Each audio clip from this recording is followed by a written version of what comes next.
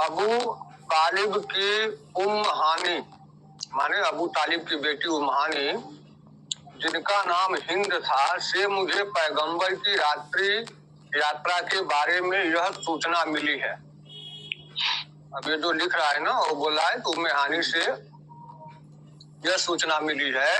उन्होंने कहा, हानी ने कहा, पैगंबर ने मेरे घर में रहने के अलावा कभी भी रात्रि यात्रा नहीं की। जी, आप समझ रहे हैं ना?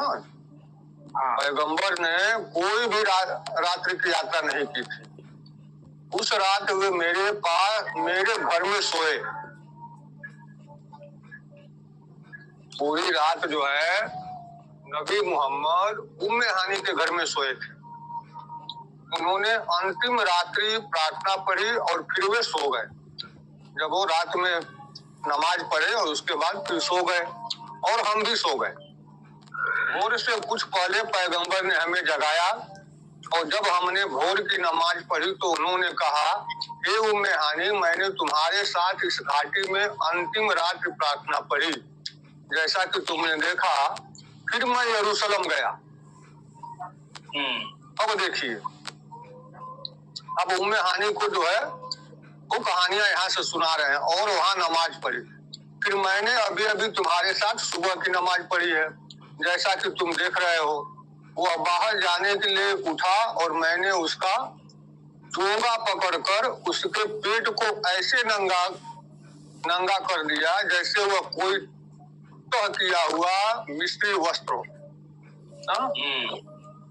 और जब वो बाहर जाने के लिए उठा तो हानी ने उसका कपड़ा पकड़ के पेट का खींच दिया और नंगा हो गया।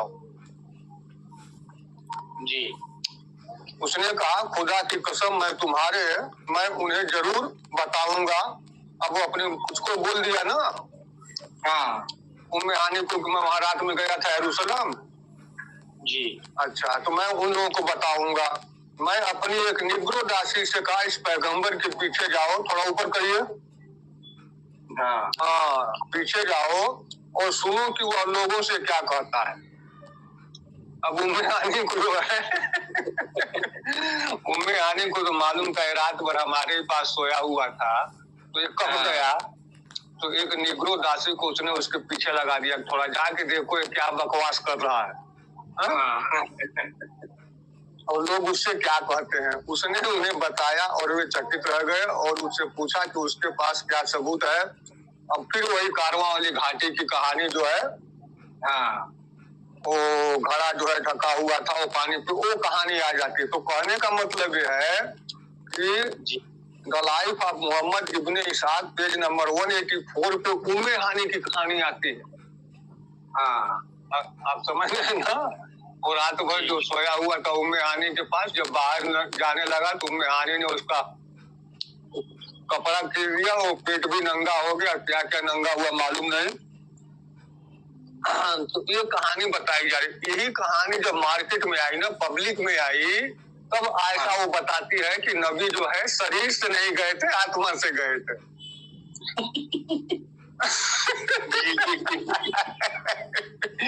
और वो आत्मा जो थी ना नबी की, वो बुराक पे बैठ करके उड़ी थी आसमान में। जी।